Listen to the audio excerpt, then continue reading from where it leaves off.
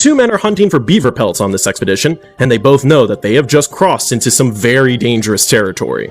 Just a few years earlier, Colter was part of the legendary Lewis and Clark expedition that mapped the previously unexplored American West. While traveling in what is now Montana, the party had some not-so-friendly encounters with the native Blackfeet Indians, who have lived in this region for generations. These tribes had begun working with British fur companies and now saw the American presence in the area as bad for business. Colter could not help but notice the demand for beaver pelts was skyrocketing, and so, in 1806, 2 months before the official end of the expedition, he asked to be honorably discharged, and he chose to stay out in the wilderness to try to strike it rich. But John was soon given a lesson on just how much the local tribes did not appreciate American fur trappers on their turf. In 1808, the Blackfeet had ambushed him and shot an arrow in his leg. Had the Flathead and Crow Indians he was traveling with not chased them away, he would have been dead. Now well aware that the Blackfeet did not want them around, the duo were doing everything they could to avoid them at all costs. Colter and Potts continued rowing in silence, hoping that they could pass through unnoticed.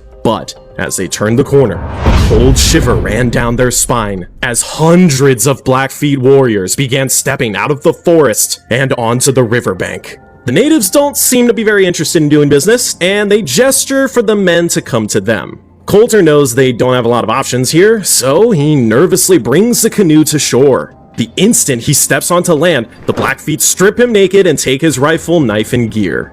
As he watches Colter being stripped bare, Potts begins to imagine the horrific things the Blackfeet have in store for them, and he refuses to get off the canoe. The warriors begin to lose their patience, and one of them shoots an arrow into him for his stubbornness. Potts, now bleeding, panics and grabs his rifle. He fires at one of the warriors, and instantly the Blackfeet return a storm of arrows that turn his body into a pincushion. Horrified, Colter can do nothing but stand there and watch as Potts is dragged ashore and hacked to pieces.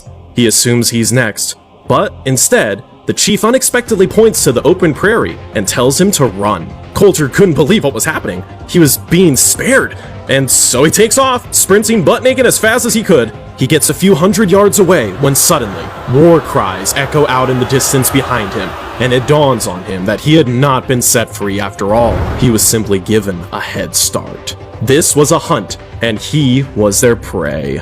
Naked, alone, and now running for his life, Colter sprints ahead. He knows that about 6 miles away is the Madison River. If he can just make it there, he may have a chance of getting away. Every step drives sharp rocks into his bare feet, and his legs are ripped up by shrubs. But Colter pushes himself harder than he ever has before. His lungs burning, he keeps running until his vision starts to blur and blood begins pouring from his nose from the sheer strain. After traveling what felt like a few miles, he stops to try to catch his breath and turns to see if he had lost the Indians. To his horror, one warrior had caught up and found him and was now just 20 yards away. Exhausted and knowing he can't outrun the man, he quickly turns to fight.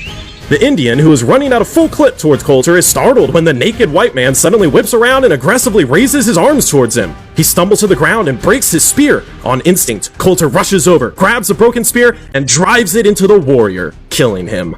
The frontiersman takes the blanket the young Blackfoot was carrying, and as a group of warriors draws near, he takes off running again.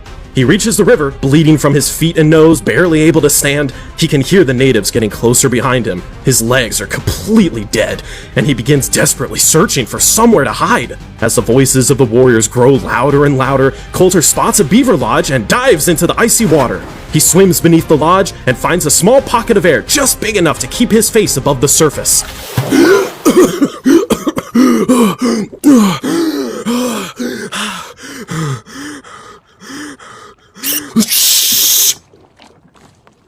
Alright, the beaver lodge was probably empty, but I thought it was funny. Anyways, when the Blackfeet arrive moments later, there is no sign of the naked white man they had been pursuing. They circle the area for hours, and Colter does his best to remain perfectly still beneath the lodge as the freezing water numbs his entire body. After what seems like an eternity, night falls, and the sounds of the Blackfeet warriors fade into the distance.